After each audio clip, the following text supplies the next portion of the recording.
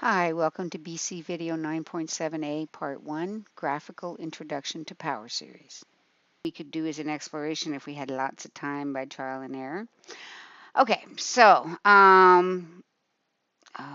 you don't have to worry yet. Do not take video notes on these next few pages. You do not need to draw all these pictures, okay? This is an introduction to power series. These are graphical solutions for Taylor polynomials as approximations of functions, a precursor to power series. So we're just going to take this function y equals f of x. You'll notice right now it's between negative 10 and 10 radians in this case, obviously not degrees, and between negative 6.7 and 6.7. So that's a zoom 5, which is a standard.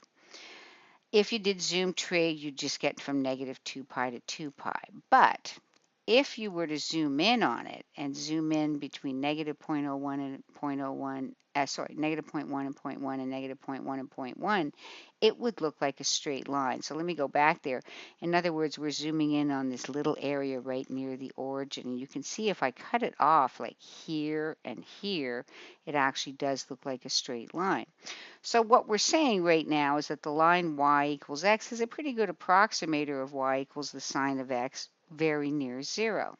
Well, what I'm going to do now is I'm going to take the function I had, sine x, I'm going to subtract this x, and we're going to graph that. Now, if I graph that on negative 2 to 2, negative 2 to 2, this graph looks cubic, right? Looks like a cubic. By trial and error, which we don't have the time, obviously it's negative because it's falling from left to right. It's pretty relaxed, which means that's why this is 1/6, which is a small number.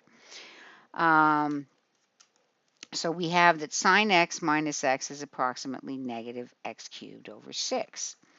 So now what I'm going to do is I'm going to send the x to the other side. Now I'm going to graph that function, x minus x cubed over 6.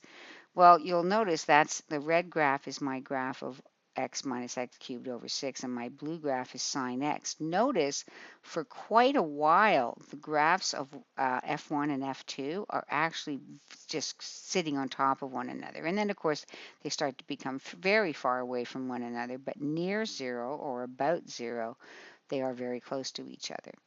If I take sine x minus this, I get the following. This looks like a fifth degree. By trial and error, you'll get that it's 1/120th. So now I'm going to take that approximation and I'm going to send the x and the negative x cubed over 6 to the other side. And now I'm going to graph this function. And again, now notice it hugs the sine curve for even longer. And the idea is that you could keep doing this and keep doing this and keep doing this. Now, what turns out is just by trial and error, you can see that sine x is x minus x cubed over 6 plus x to the fifth over 120. These are all exponents, so 1, 3, 5, 7.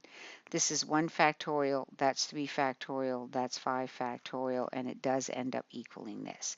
Now, this is what's called a power series, and the reason it's called a power series is because you have a variable in it, okay? So when you look at the homework on this, well, of course not yet, but if I was to go, say, to the next chapter where they actually start looking at this series, if you look at all these questions, there's an x, there's an x, there's an x, there's an x. Every one of these is a power series because it has a variable x. So unlike before where we had just n's, which are a series of constant terms, these are now series of variable terms, okay? All right, so this is a power series, that is a series of variable terms. Now, really what it is, if you look at it, it's like an infinite polynomial.